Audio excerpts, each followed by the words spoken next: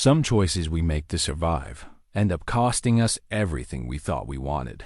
This is a story about a woman who believed she was building a safe future, only to have her past walk through the door on her wedding day.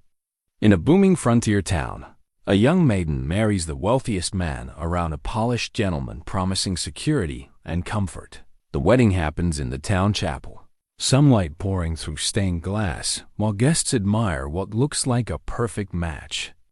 Then a rugged mountain man walks in, dust on his coat, warm boots, quiet eyes. Months back, he rescued her from a storm. They shared something neither expected. Now she's pregnant, and when their eyes meet across that chapel, they both know the truth. The child is his. Her new husband sees her freeze. The mountain man steps forward. What happens when everything unravels? Before we continue, tell us where you're tuning in from.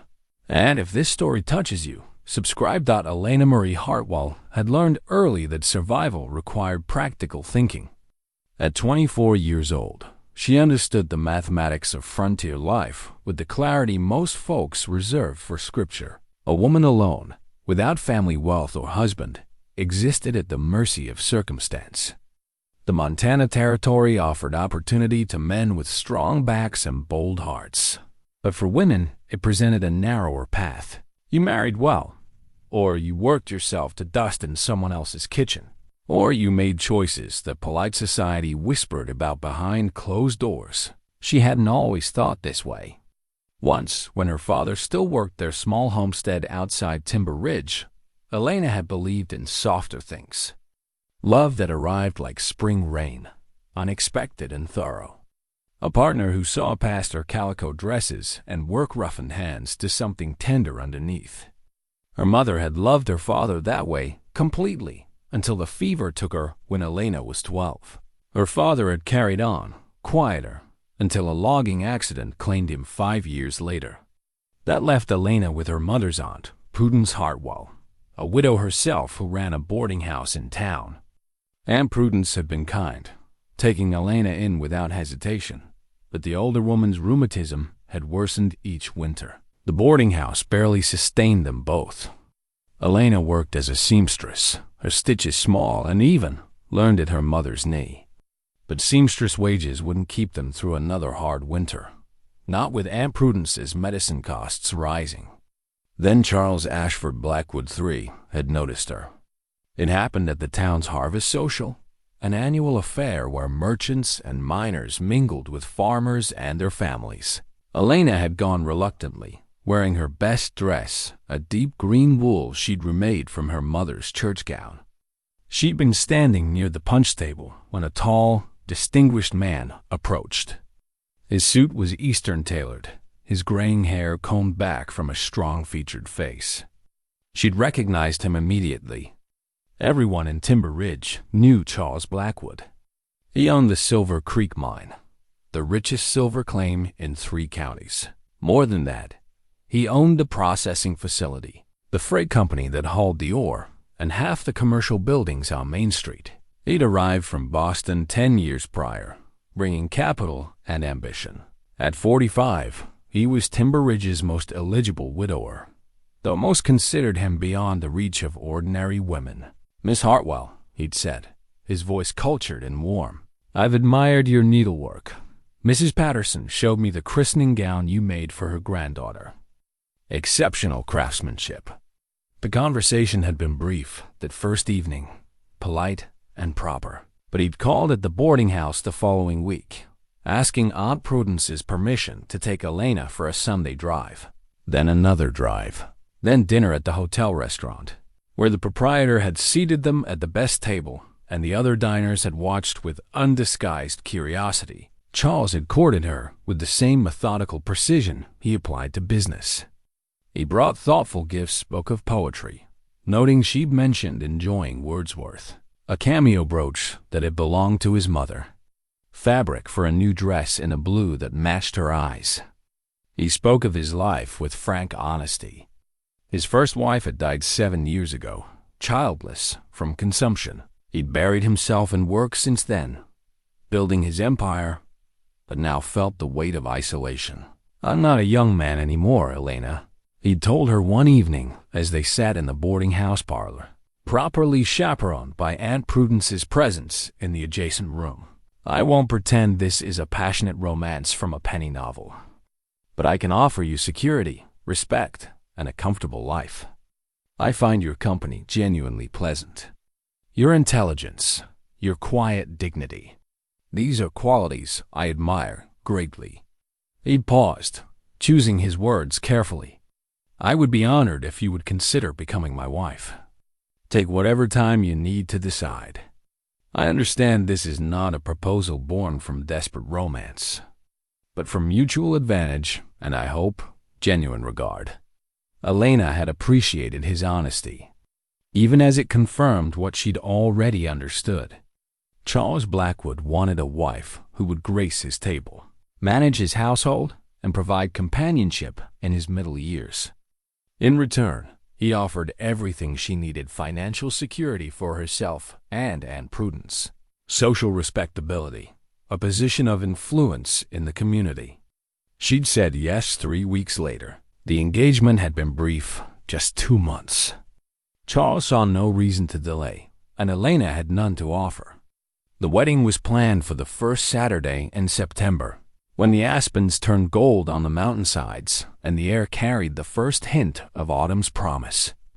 Aunt Prudence had helped her prepare, stitching her wedding dress from ivory silk Charles had ordered from San Francisco. The older woman's gnarled fingers moved slowly, but the result was beautiful, elegant lines, delicate lace at the collar and cuffs, seed pearls sewn along the bodice.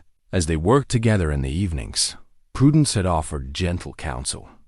"Marriage is a long conversation, child," she'd said one night, her needle catching lamplight. "The passion folks write songs about that fades for everyone eventually. What remains is partnership, kindness, learning to be alone together, if that makes sense." Elena had nodded, threading her own needle. She draped her mother's quilt over her lap as they worked, the worn fabric warm and familiar. Her mother had stitched it as a young bride, each square representing a season of her early marriage. The colors had faded, deep reds now soft rose, rich blues gone pale, but the stitches held firm. Elena had slept under that quilt every night since her mother's death. It smelled of lavender and memory. "Did you love Uncle James?" Elena had asked. Prudence had smiled, a distant look in her eyes. "I did. Not at first. Ours was an arranged match, too, in a way. But James was patient, and I learned to see his heart. The love grew, Elena, like a garden you tend. It wasn't fire, but it was warm, and it lasted." Elena had wanted to ask more, to understand how to cultivate that kind of affection, but the words wouldn't form properly. Instead, she'd focused on her stitching, creating small, perfect loops that would hold fabric together through years of wear. Charles had been unfailingly considerate throughout their engagement. He'd asked her preferences about the household arrangements, deferred to her judgment on social matters, and treated Aunt Prudence with generous respect. He'd even arranged for Prudence to have a permanent suite in their home, ensuring Elena wouldn't have to leave her aunt behind. "Family is important," he'd said simply when Elena had thanked him. "I lost mine long ago. I welcome the chance to be part of yours." The night before the wedding, Elena had sat alone in her small room at the boarding house, the quilt wrapped around her shoulders. She'd tried to summon excitement, the joy a bride was supposed to feel. Instead, she'd felt a quiet melancholy she couldn't quite name. Not regret, exactly. More like the last moment before stepping through a door that would close forever behind her. She'd thought about her parents, wondered what they would have advised. Her father had been practical, like her. He would have approved of Charles, she suspected. Her mother had been the dreamer, the one who believed in signs and romance and following your heart's whisper. Elena had pressed her face into the quilt, breathing in the faint scent of her mother's sachets, still clinging to the fabric after all these years. "I'm doing the right thing," she'd whispered into the darkness. "I know I am." She believed it too. right up until the moment she'd stood at the altar, her hand in Charles's, and heard the chapel door open behind them. Right up until she turned and seen Tobias McKenna standing in the doorway, trail dust on his shoulders and something painful in his eyes. Right up until her carefully constructed future had cracked straight down the middle, and the past she tried to bury had walked back into the light. 6 months earlier, Elena had made a journey she would spend the rest of her life trying to forget and finding impossible to erase. Her mother's cousin, Ruth, lived 3 days' ride into the mountains, in a settlement so small it barely warranted a name on any map. Word had reached Timber Ridge that Ruth was dying, asking for family. Aunt Prudence's rheumatism made travel impossible, so Elena had gone alone, taking the stage as far as Miller's Crossing, then hiring a horse for the final stretch through the high country. She'd made the visit, sat with Ruth through 2 difficult days, and held the old woman's hand as she passed. The funeral was simple, attended by a handful of weathered neighbors who'd carved lives from unforgiving land. Elena had stayed an extra day to settle Ruth's small affairs, then prepared for the journey back. The weather had been clear when she'd started out that March morning. By afternoon, clouds had gathered with unnatural speed, dark and heavy with threat. The temperature dropped sharply. Elena had urged her horse faster, hoping to reach Miller's Crossing before the storm broke. But the mountains had other intentions. The snow had come suddenly, thick and blinding. Within an hour, Elena couldn't see 20 feet ahead. The trail disappeared under accumulating white. Her horse, a steady mare named Bess, had begun to falter. Her breathing labored in the thin, cold air. Elena had dismounted, leading the animal, trying to find shelter, anything to wait out the worst of it. That's when Bess had stumbled, her foreleg finding a hidden depression beneath the snow. The mare had gone down hard, and Elena had heard the sickening crack of bone. The animal's scream had cut through the wind, pitiful and afraid. Elena had knelt beside her, hands shaking, knowing what needed to be done, but unable to do it. She'd been trying to soothe the suffering horse when a figure had materialized through the snow, like something conjured from desperation itself. Tall, broad-shouldered, dressed in furs and heavy wool, a rifle across his back, a thick beard covering the lower half of his face. He'd moved with the certainty of someone who knew these mountains intimately, who'd learned to read the land's moods and respect its power. He'd assessed the situation in seconds. The injured horse, the lost woman, the storm intensifying around them. Without a word, he'd raised his rifle and ended the mare's suffering with one clean shot. Then he'd turned to Elena. "Can you walk?" His voice had been deep, roughened by weather and solitude, but not unkind. Elena had nodded, too cold and shocked to speak. He'd gathered her saddlebags, shouldered them along with his own gear, and started walking. She'd followed, having no other choice, her legs numb and clumsy in the deepening snow. The walk had felt endless. The wind had screamed around them. The cold so intense it burned. Elena's world had narrowed to the broad back ahead of her, the steady pace she'd struggled to match. She'd lost feeling in her hands and feet, her face raw and stinging. Just when she'd thought she couldn't take another step, a structure had emerged from the white cabin, small but solid, smoke rising from a stone chimney. Inside, warmth had hit her like a physical force. A fire burned in the hearth, well-fed and tended. The single room was sparse but clean, a bed in one corner, a table with 2 chairs, shelves holding supplies, furs and hides stretched on the walls. The smell of wood smoke and coffee and something cooking. The man had moved efficiently, stoking the fire higher, hanging a kettle to boil. He'd gestured to a chair near the hearth. "Sit. Get warm. We'll tend to the frostbite once you've thawed some." Elena had sunk into the chair, her body shaking uncontrollably as circulation returned. The pain had been intense, her fingers and toes burning as blood flow resumed. She'd bitten her lip to keep from crying out. The man had brought her coffee, hot and strong, wrapping her hands around the tin cup. Then he'd knelt, carefully removing her boots and stockings, examining her feet with practiced assessment. "You'll keep your toes," he'd said after a moment. But it was close. Another hour out there, and we'd be having a different conversation. "Thank you," Elena had managed, her voice rough and small. "You saved my life." He'd looked up at her then, and she'd seen his eyes clearly for the first time. Gray-blue like winter sky, startling against his weathered skin. Something in that gaze had been unexpectedly gentle. "Tobias McKenna," he'd said. "Folks call me Tobe. You'll be here a few days, looks like. Storm like this, it settles in for a while." He'd been right.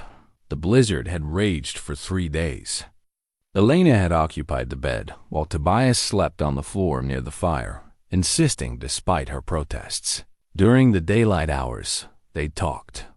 At first, the conversation had been practical, Elena explaining her journey, Tobias describing the mountain routes and weather patterns. But as the hours passed, the talk had deepened. Tobias had a quiet way of listening, asking simple questions that somehow opened her up. She'd told him about her parents, about Aunt Prudence, about her work as a seamstress. She'd even mentioned Charles's courtship, though she'd characterized it simply as a gentleman from town showing interest. Tobias had shared pieces of his own history. He'd been a soldier once, served in campaigns he didn't elaborate on. Afterward, he drifted west, unable to settle into town life. He'd found these mountains 8 years ago and stayed, trapping in winter, guiding occasional hunting parties in summer. He read voraciously. His shelves held warm volumes of Shakespeare, Thoreau, Darwin, tucked beside practical manuals on animal tracking and weather prediction. "Don't you get lonely?" Elena had asked on the second day, watching him prepare venison stew with herbs he'd dried himself. Tobias had considered the question seriously. Lonely and alone aren't the same thing. "I'm alone by choice." Lonely's different. That's feeling isolated even when you're surrounded by people. I had that in the war, in the cities after. Out here, I just feel quiet. It suits me. On the third night, the storm had finally broken. They'd stood outside the cabin under a sky so clear and filled with stars that Elena had gasped. The Milky Way stretched overhead like spilled milk, and the silence was profound, broken only by the wind through the pines. "It's beautiful," she'd whispered.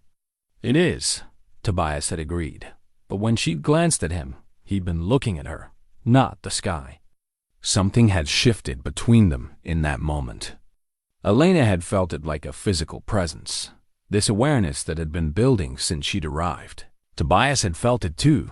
She'd seen it in the way he'd stepped closer, his hand reaching to brush snow from her hair, the touch lingering longer than necessary. They'd gone back inside. Tobias had banked the fire while Elena had stood uncertainly in the middle of the room, knowing she should say good night, unable to make herself move toward the bed. When Tobias had turned from the hearth, they'd simply looked at each other. No words, no grand declarations. Just a question asked and answered in silence. He'd crossed to her slowly, giving her time to step back, to refuse. She hadn't.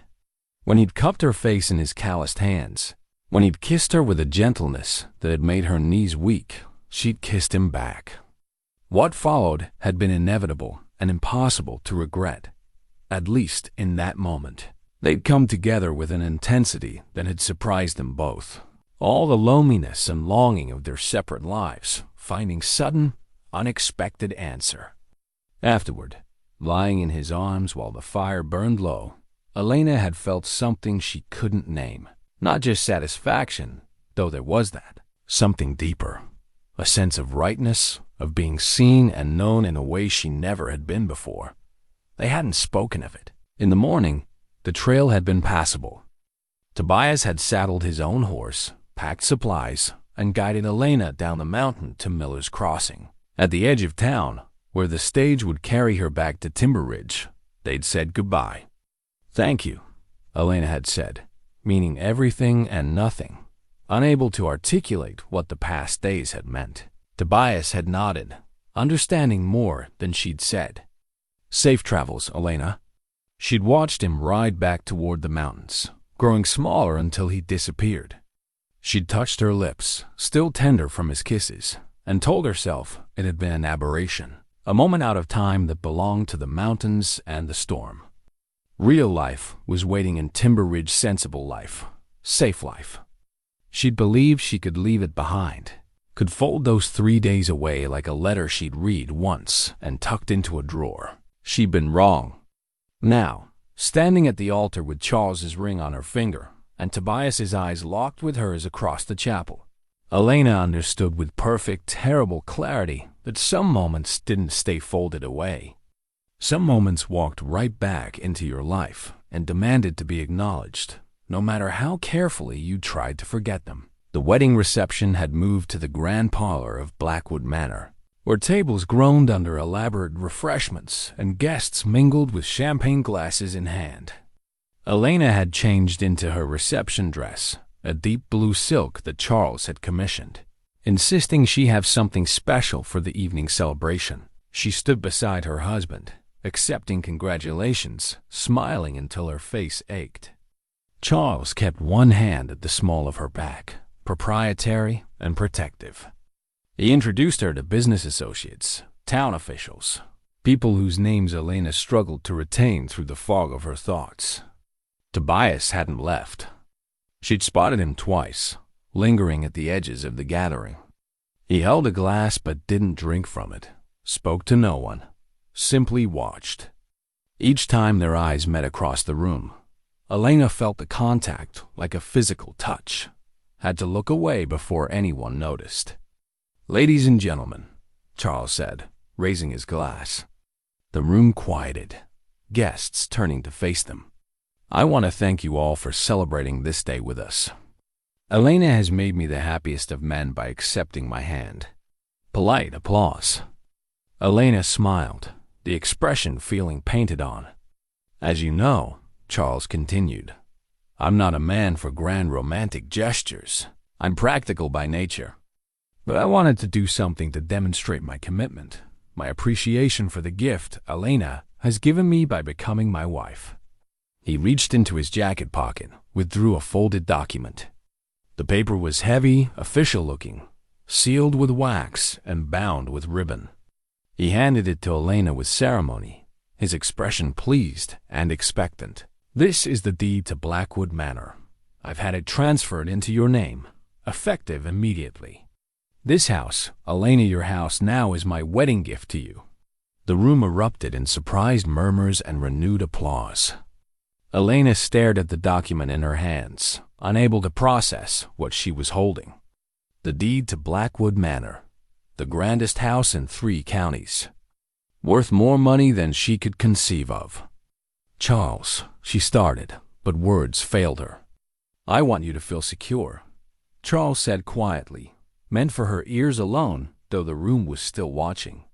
"I want you to know that whatever happens, you have a foundation.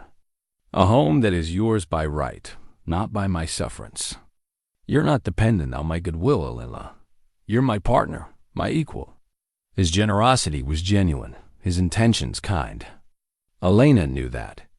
Charles Blackwood was a good man, perhaps a better man than she deserved.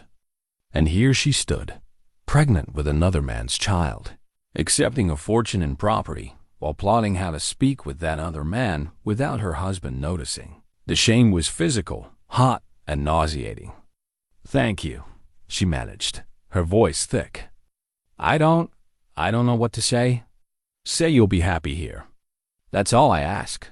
She looked up at him, at his weathered face with its kind eyes and satisfied smile, and felt tears threatening. "I'll try. I promise I'll try." Charles kissed her forehead, and the guests applauded again. Elena tucked the deed into her small evening bag, the weight of it obscene.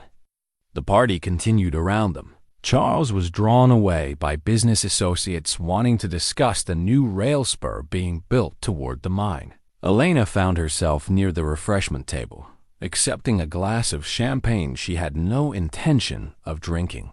"Congratulations, Mrs. Blackwood."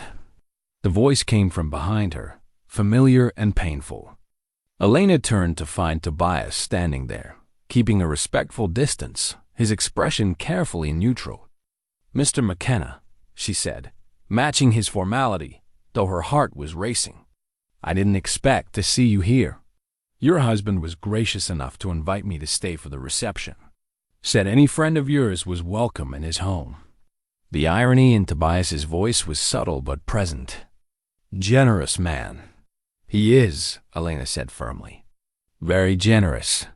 They stood in awkward silence for a moment. Around them, the party flowed and laughed.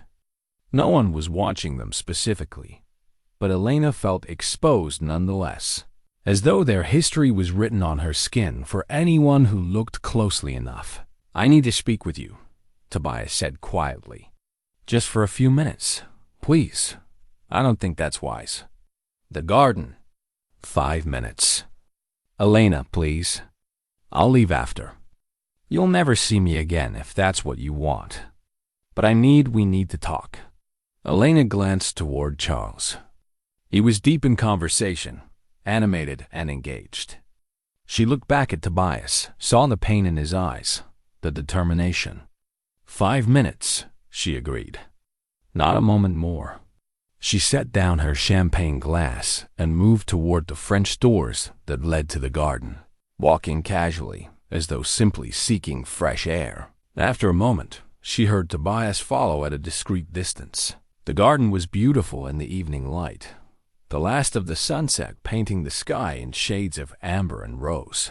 Lanterns had been lit along the paths, casting gentle pools of light. Elena walked until she was well away from the house, then turned to face him. Tobias looked at her for a long moment before speaking. "You look beautiful. Don't." "I'm sorry. I know I have no right." He stopped, rubbed his face roughly. "When I heard you were getting married, I told myself I wouldn't come. That what happened between us was done, a closed chapter. That you'd made your choice, and I needed to respect it. Then why are you here?" "Because I couldn't stay away." The admission was raw, honest. "Because I've spent 6 months trying to forget you and failing. Because every time I close my eyes, I see you in my cabin. The firelight on your face. The way you looked at me, like I was—" "Stop." Elena's voice broke. "Please stop. Are you pregnant, Elena?" The question hung between them, stark and unavoidable. Elena felt the ground shift beneath her, felt all her carefully maintained composure cracking. "I don't know," she whispered. "I think I might be. I'm not certain yet." Tobias closed his eyes, his hands clenching and unclenching at his sides. "Is it mine?" "The timing?" Elena couldn't finish. Couldn't say aloud what they both knew. "Charles and we only just married today. If I'm pregnant, the child is yours." Asterisk Tobias absorbed the information like a physical blow. He turned away from her, walked a few steps, stopped. When he turned back, his expression was devastated. "Does he know?" "No, of course not. I only just realized myself, and I couldn't." Elena wrapped her arms around herself, suddenly cold, despite the mild evening. "What am I supposed to do, Tobias? How am I supposed to tell him? Don't marry him." "I already did." "Didn't you notice? The ceremony, the party, the deed to the manor that I'm now holding. I'm his wife. Then leave him? Come with me." Elena stared at him. "Come with you where? To your cabin? To live in the mountains with no society, no security? No. You'd have me." Tobias stepped closer, his voice urgent. "You'd have someone who loves you, Elena, not someone who bought you like a—" "Don't you dare finish that sentence." Elena's voice was sharp, defensive. "Charles didn't buy me. He offered me a partnership, respect, security. Things that matter in the real world, not just in mountain cabins during storms. Is that what you tell yourself? That what we shared wasn't real? It wasn't sustainable. It was 3 days, Tobias. 3 days out of time, out of normal life. What I felt, that can't build a future. It can't put food on a table or keep a roof overhead, or it can if you let it. People build lives on less all the time. People who don't have choices, maybe. But I had a choice. Charles offered me a good life, and I took it. That was the right decision. Was it? Because you look miserable, Elena. You've looked miserable since I walked into that chapel. She wanted to deny it, but the words wouldn't come. Because he was right. She'd been miserable for months, pretending everything was fine, pretending she hadn't left part of herself in those mountains. Tobias reached into his coat pocket, pulled out something small. He held it out to her, the carved wooden bear she'd last seen the morning she'd left his cabin. "You gave this back to me," he said. "That last morning. Told me you couldn't take it, that it wouldn't be right. But I couldn't keep it either. I've been carrying it around like a fool, hoping, I don't know what I was hoping." Elena looked at the carving. He'd made it during the storm, willed it from a piece of pine while she slept, working by firelight. It was simple but beautifully crafted. The bear caught mid-stride, powerful and graceful. He told her it was for protection, for luck. She tried to refuse it then too, knowing she shouldn't take anything from him, shouldn't carry physical reminders. But he pressed it into her hand, his fingers warm around hers. She'd left it on his table the morning she departed. A clean break, she'd thought. No tokens, no ties. Now he was offering it again. Did you keep it? Tobias asked. The one I'm talking about, you said I gave it back, but there were two. I made a second one, smaller. Tucked it into your saddlebag before you left. Did you find it? Elena's breath caught. She had found it. Weeks after returning to Timber Ridge, unpacking her things, the tiny carved bear had fallen out of a pocket in her bag. She'd been so surprised, so touched, that she'd cried. She'd hidden it in her room, taken it out some nights to hold while she tried to sleep. It was in her trunk now, somewhere in this house, hidden beneath her mother's quilt. I found it, she admitted quietly. Did you keep it? Yes. Tobias's expression shifted, hope breaking through the pain.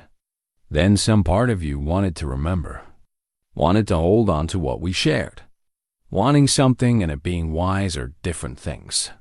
Wisdom isn't everything. Elena, sometimes the heart knows better than the head. The heart doesn't pay bills. The heart doesn't consider consequences. The heart doesn't lie to itself either. Tobias stepped closer, until he was near enough that she could smell pine and leather, the scents that had surrounded her in his cabin. Tell me you didn't feel anything. Tell me those 3 days meant nothing. Tell me you don't think about it, about us, and I'll leave. I'll disappear. You'll never see me again. Elena opened her mouth to say exactly that. To lie cleanly and completely, to cut this tie and preserve the life she'd chosen. But looking at him, seeing the vulnerability in his face, the love he wasn't trying to hide, she found she couldn't do it. I can't tell you that, she whispered. I think about it constantly. About you. About how things might have been different. They can still be different. No, they can't. I made vows today, Tobias. Sacred vows in front of God and witnesses. I promised Charles. You promised him a lie. You were already carrying my child. The bluntness of it struck her silent. He was right. Every word she'd spoken at that altar had been built on deception. She'd pledged honesty while hiding the most fundamental truth of all. I don't know what to do, Elena said, and it was perhaps the most honest thing she'd said all day. I don't know how to fix this, how to make it right. Tobias reached out, his hand hovering near her face but not touching, giving her the choice. After a moment, Elena closed the distance, leaning her cheek into his palm. The contact was electric, painful, necessary. You don't have to fix everything tonight, Tobias said softly. But Elena, you can't live a lie. Not forever. It'll destroy you. And the child deserves to know their father. Before she could respond, voices drifted from the house. Charles calling her name, asking if anyone had seen his wife. Tobias dropped his hand immediately, stepped back. Elena straightened, composing herself, wiping her eyes quickly. I have to go. I'll be at the Grand Hotel, room 12. If you need me for anything, you know where to find me. Elena nodded once, then turned and walked back toward the house, toward her husband, carrying Tobias's carved bear in her closed fist like a secret that burned. 3 months passed in a kind of suspended reality. Elena settled into life as Mrs. Charles Blackwood, learning the rhythms of the grand house, managing staff, hosting dinners for Charles's business associates. She played the role well, surprising herself with how natural it felt to inhabit this position of respectability and influence. Charles was an attentive husband, thoughtful and patient. Their wedding night had been gentle, almost apologetic in its brevity. Charles had seemed as nervous as she was, and when it was over, he'd held her carefully and told her there was no rush, that they had all the time in the world to build their intimacy. She'd been grateful and guilty in equal measure. Tobias had left town after a week. Elena had learned this from casual conversation in the general store. The rough mountain man who'd briefly stayed at the hotel had departed, heading back into the high country. She'd felt relief and loss simultaneously, the emotions tangled and contradictory. By October, Elena's body had begun changing in ways she couldn't deny. Her breasts were tender, her waist thickening despite the tight lacing of her corsets. She felt tired constantly, nauseous in the mornings. Charles noticed her fatigue, encouraged her to rest more, to take afternoon naps. He had no idea why she was tired. By November, Elena knew for certain. She was pregnant. The realization brought terror and a strange, fierce joy she hadn't expected. A child, growing inside her. A piece of Tobias that she'd carry forever, regardless of what happened. She'd been terrified of telling Charles, but when she finally did, his reaction had overwhelmed her. He'd been overjoyed, actually tearful with happiness. He'd embraced her carefully, as though she might break, then called for champagne to celebrate.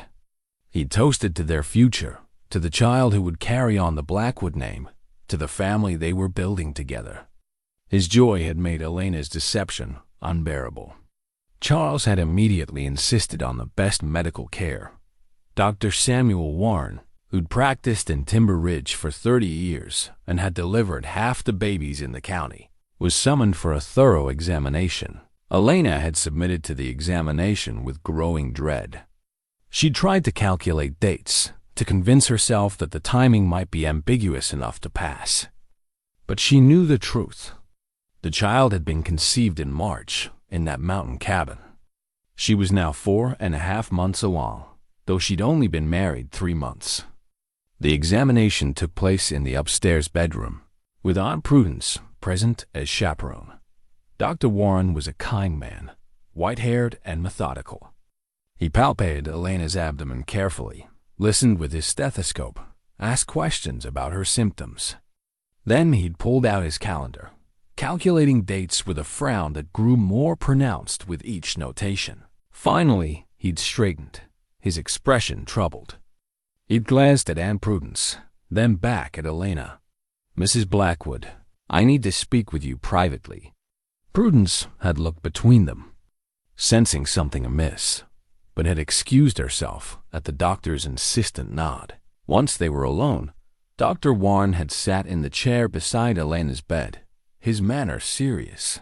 Elena, he'd said, using her first name in a way that made her stomach clench. I've known you since you were a child. I delivered you myself, in fact. Helped your mother through a difficult labor, and you came into this world healthy and squalling. Elena had nodded, unable to speak. I'm going to ask you a question, and I need you to answer me honestly. Not as Mrs. Charles Blackwood, but as Elena Hartwell, the girl I've known all her life. Can you do that? I'll try. When did you conceive this child? The directness of the question had stolen her breath. She'd opened her mouth, closed it, tried to formulate a lie that might sound plausible. Dr. Warren had held up a hand, stopping her. Before you answer, understand that I can calculate this myself. The size of your womb, the development of the fetus, your reported symptoms, all of it tells me a story. You're approximately 18 to 19 weeks pregnant, maybe 20. That puts conception in late March or early April. Elena had closed her eyes, feeling tears slip free. You married Mr. Blackwood in September, 3 months ago. Dr. Warren's voice was gentle but firm. Elena, this child cannot be his. The words, spoken aloud by someone else, had made the truth inescapable. Elena had covered her face with her hands, shoulders shaking with silent sobs. Does he know? Dr. Warren had asked. Elena had shaken her head, unable to speak. The doctor had sighed deeply, a sound weighted with compassion and concern. Child, this is a serious matter. Charles Blackwood is a prominent man, a proud man. When this baby arrives early, and it will arrive early by the dates of your marriage, people will talk. More importantly, Charles will realize the truth. I know. Elena's voice had been barely a whisper. I know. How did this happen? Through tears, Elena had told him. The storm, the rescue, the days in the cabin. The connection she hadn't expected. The single night that had changed everything. Dr. Warren had listened without judgment, his old face sad and understanding. And this man, the father, does he know? Yes, he knows. Is he willing to claim the child? Elena had looked up sharply. I'm married to Charles. The child will be Charles's by law, regardless of biology. Elena, the law and the truth are sometimes at odds. This child deserves to know its father. Charles will be its father in every way that matters. Dr. Warren had studied her for a long moment, then reached into his bag and withdrew a sheet of official paper, a medical certificate. He'd begun filling it in, his handwriting precise and deliberate. What are you doing? Elena had asked. I'm documenting my examination, including my professional assessment of the pregnancy's progression.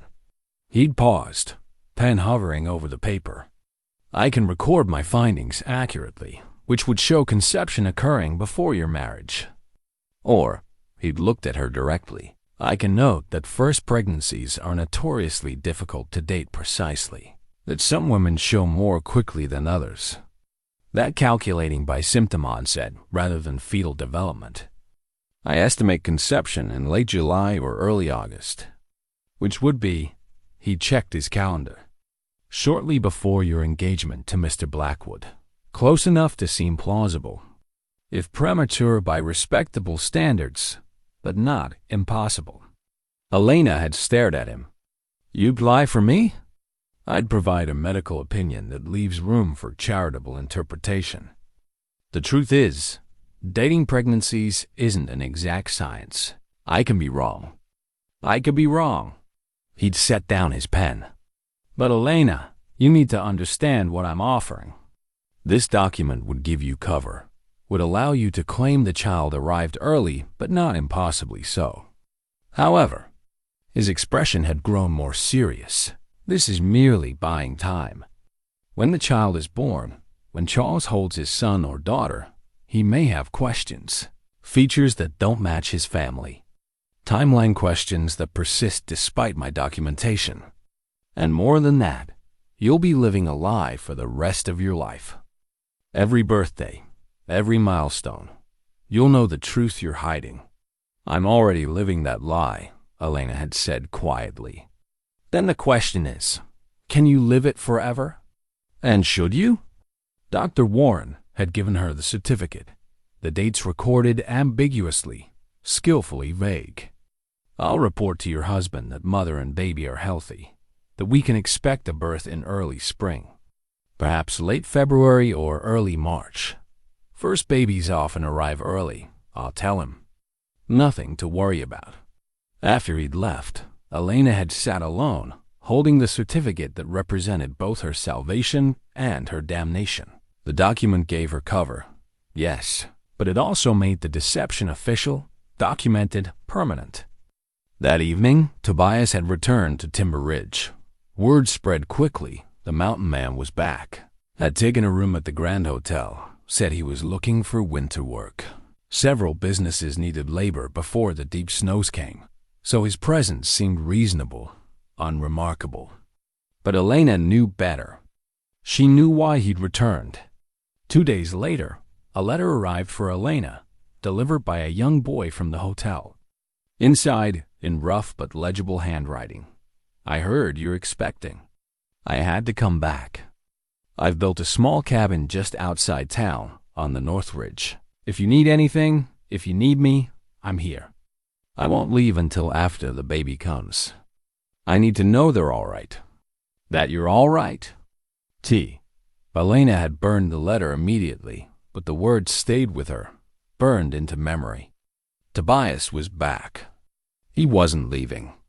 And the truth she'd been desperately trying to contain was pressing against the wall she'd built, threatening to shatter everything. Winter settled over Timber Ridge with quiet authority.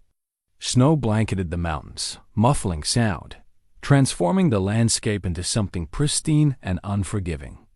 The town drew inward, smoke rising from chimneys, families gathering close against the cold. Elena's pregnancy became obvious by December. Charles had been attentive to the point of fussing, insisting she rest, that she not overtax herself.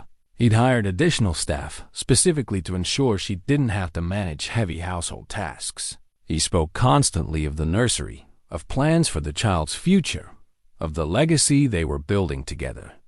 His enthusiasm should have warmed her. Instead, it increased her guilt until some days she could barely breathe under the weight of it.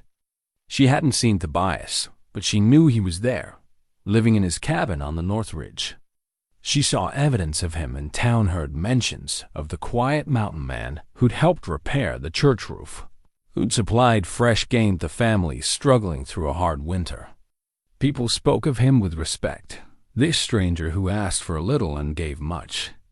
Elena wanted desperately to see him, to know he was well, to somehow explain what she couldn't explain even to herself. But she couldn't risk it. Couldn't risk Charles finding out. Couldn't risk the fragile structure of her new life collapsing. Then, 2 weeks before Christmas, Charles had to travel to Denver for urgent business. Mining equipment had been delayed. Contracts needed signing. Problems that required his personal attention. He'd been reluctant to leave Elena so close to her delivery. Dr. Warren estimated the baby would arrive in late February, but the business was critical. "I'll be back within 10 days, Charles had promised, kissing her forehead. 2 weeks at most. Dr. Warren says you have months yet, and Aunt Prudence will be here. You'll have everything you need." "I'll be fine," Elena had assured him, meaning it. The truth was, she'd felt relief at his departure. The constant performance of contentment had been exhausting. A brief respite would give her space to breathe, to think. Charles had left on a Monday morning, bundled against the cold, his traveling cases packed with documents and contracts. Elena had waved from the door, watching his carriage disappear down the snow-covered road. That afternoon, she'd found herself in Charles's study. She'd been looking for writing paper. She wanted to send a letter to a former school friend in St. Louis, and Charles had mentioned keeping supplies in his desk. The desk was massive, oak and leather, organized with the same precision Charles applied to everything. She'd found the paper easily, but as she'd reached for it, her hand had knocked against a small hidden drawer she hadn't noticed before. The drawer had popped open, revealing a single envelope. Elena had known immediately she shouldn't look. This was Charles's private space, his personal correspondence. But something about the envelope drew her, the feminine handwriting, the broken seal suggesting it had been opened and read many times. She'd picked it up with trembling hands. The letter was addressed to Charles, written in a shaky, difficult hand. The date was 7 years old. Elena had unfolded the pages, her heart beginning to pound even before she read the first words. "My dearest Charles, by the time you read this, I will likely have passed. Dr. Warren says the fever is too advanced, and the child is breech, and I am too weak for the surgery that might save me. I have made my peace with God, but I cannot leave this world with lies between us. The child I carry is not yours, Charles. I am so sorry. I am so deeply, terribly sorry. His name is Robert Fairfax, your business partner. It happened during your trip to Sacramento last year, when I felt so alone and he was so present, so attentive. It was a moment of weakness that I have regretted every day since. I have tried to tell you so many times, but I couldn't bear to see the hurt in your eyes, to watch your love for me die. So I let you believe the child was yours. I let you plan and hope and build dreams that were founded on deception. Now I am dying, and I cannot let you raise another man's child without knowing the truth. You deserve better than what I've given you.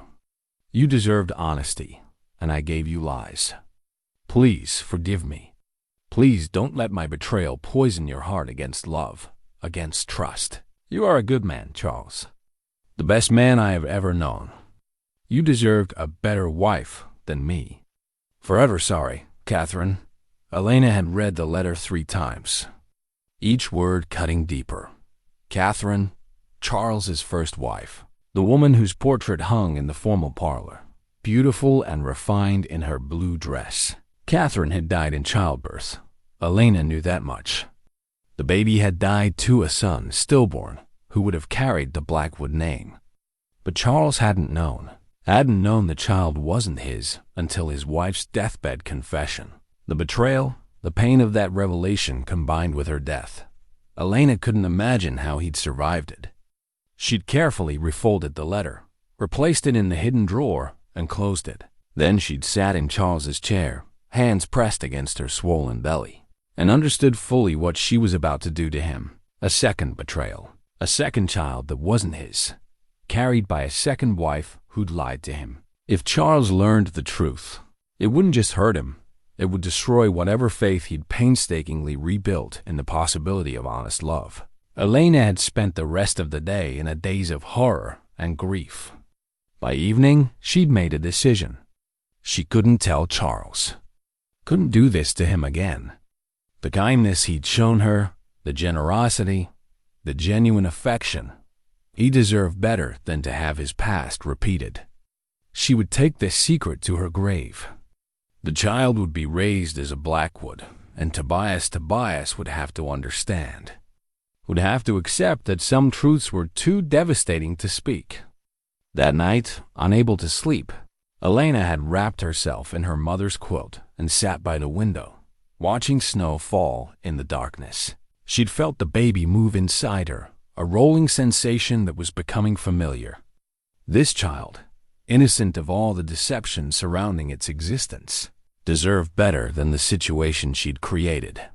Asterisk at midnight, there had been a knock at the kitchen door. Elena had gone down to find Martha, the cook, answering it. A man stood in the doorway, snow covering his coat. Tobias. "I need to speak with Mrs. Blackwood," he'd said to Martha. "It's important." Martha had looked uncertain, but Elena had stepped forward. "It's all right, Martha. I know Mr. McKenna. He's an acquaintance from my travels. Come in, please, before you freeze." Martha had retreated, casting suspicious glances, but Elena had led Tobias to the study, closing the door behind them. He'd looked different than she remembered. Leaner, his face weathered by the winter wind. But his eyes were the same gray-blue and intense, focused entirely on her. "I had to see you," he'd said without preamble. "I've stayed away as long as I could, but Elena, I need to know you're all right. That the baby's all right." Elena had pressed her hands to her belly, protective and afraid. "We're fine. Dr. Warren says everything is progressing normally. And Charles? Does he suspect?" "No. He thinks the child is his. Dr. Warren adjusted the dates, made it plausible." Tobias had closed his eyes, pain evident on his face. "So that's it then. You're going to pass my child off as his. Let me be erased completely. What choice do I have?" Elena's voice had broken. "I found a letter today from Charles's first wife. She confessed on her deathbed that her child wasn't his, that she'd had an affair. Tobias, it destroyed him. I can't do this to him again. I won't. What about what this is doing to you? To us? To our child? There is no us. There can't be. I made my choice when I married him. Tobias had stepped closer, his hands reaching for her, but stopping just short of contact. Elena, listen to me. I've built a good cabin. I have money saved from years of trapping. It's not a fortune, but it's enough. We could leave. Go somewhere new. Raise this child together, honestly. You wouldn't have to lie anymore.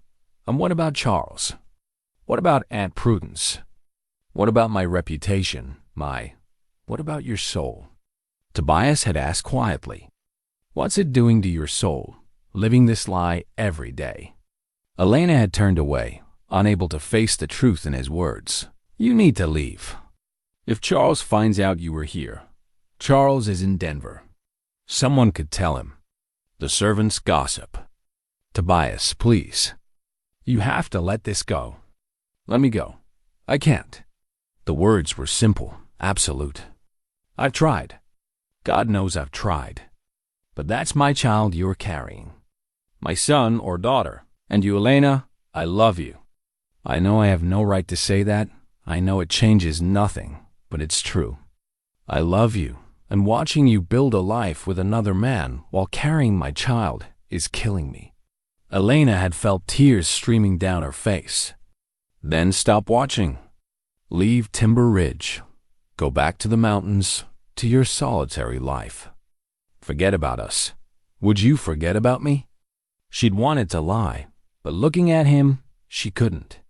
No, I wouldn't. Tobias had pulled something from his pocket, the carved wooden bear, the one he'd tried to give her at the wedding. Then take this, for the baby. So they have something of mine, even if they never know who I am. Elena had taken the carving, her fingers brushing his. The contact electric and painful. I'm sorry. I'm so sorry, Tobias. So am I.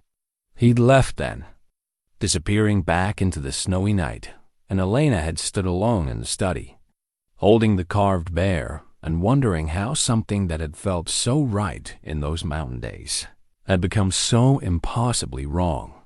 Charles stood at the window for what felt like hours, but was probably only minutes. Elena watched his shoulders rise and fall with controlled breathing, saw his hands clench and unclench at his sides. When he finally spoke, his voice was carefully, dangerously calm. How long have you known? I suspected before the wedding. I was certain by October. And you said nothing. Through the ceremony, the reception, 3 months of marriage, you said nothing. I was afraid. Charles, I'm so sorry. He turned then, and the look on his face had stopped her words. Not anger, though that was there. Worse than anger, betrayal. Deep, devastating betrayal that reminded her viscerally of the letter from Catherine, of wounds that had apparently never healed. Does he know? This Tobias McKenna? Yes, he knows. Is that why he came to the wedding? To claim what was his? No. I think he came to see if I was certain about my choice. To say goodbye. How noble of him. The bitterness in Charles's voice cut through the room. And yet he's here. Still in Timber Ridge. Living on the North Ridge, from what I understand. Quite the coincidence, don't you think? Elena felt cold spread through her. You knew he was here? I know everything that happens in this town, Elena. It's my business to know. A stranger takes up residence near my home. A stranger who apparently has some connection to my wife. Yes, I made inquiries. What I didn't know was the nature of that connection. Now I do. He'd crossed back to her, not close but not distant either, studying her face as though seeing her for the first time. Do you love him? The question was delivered quietly, but Elena heard the weight behind it. Her answer mattered, perhaps more than anything else she might say. I don't know. I care for him. What we shared was real, Charles. It wasn't just physical, but love? I'm not sure I know what that means anymore. And me? Do you care for me at all? Or was this entire marriage simply a transaction? A pregnant woman needing a husband, and I was convenient? No, Elena stood, desperate for him to understand. Charles, I've grown to care for you deeply. Your kindness, your patience, the way you've treated me, I value all of it. I've tried to be a good wife to you, while carrying another man's child, while lying to me every single day. She had no defense against that truth. Charles walked to the dresser, opened a small drawer, and pulled out the carved wooden bear, the one Tobias had given her at the wedding, the one Elena had hidden away, unable to discard it but unwilling to display it. I found this weeks ago, Charles said, holding it up. Fell out of your jewelry box when I was looking for a necklace I'd given you. I didn't know what it was, just that you'd hidden it. Now I understand. He examined the carving, and even in his anger, Elena saw him recognize the skill, the care that had gone into making it. He loves you, Charles said. It wasn't the question. He says he does. And this child, does he want to be part of its life? Elena thought of Tobias's face that night in the study, the pain in his voice when he'd said it was killing him to watch from a distance. Yes, he wants that, but I told him it wasn't possible. Why not? The question surprised her. Because I'm married to you. Because I made vows. Vows you've already broken. Charles set the bear down carefully on the dresser. Elena, I need to know something, and I need you to answer honestly. If you could choose right now, if there were no social consequences, no scandal, no loss of position, who would you choose? Him or me? Elena opened her mouth, closed it. The question was impossible, the answer unknowable. She'd chosen Charles for security, for stability, for a future that made practical sense. But Tobias had touched something in her that she hadn't known existed, had made her feel alive in ways she was still trying to understand. I can't answer that, she whispered. That's an answer in itself.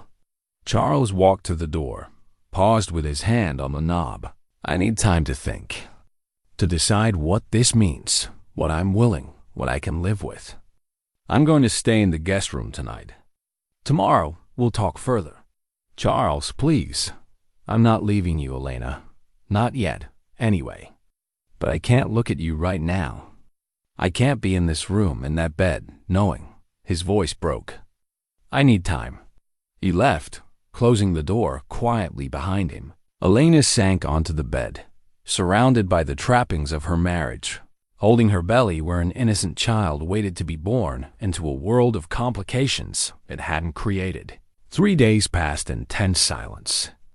Charles and Elena moved through the house like ghosts, polite when circumstances required interaction, but carefully distant. Aunt Prudence sensed the fracture, asked gentle questions Elena couldn't answer. The household staff grew quiet, uneasy, sensing discord, even if they didn't understand its source.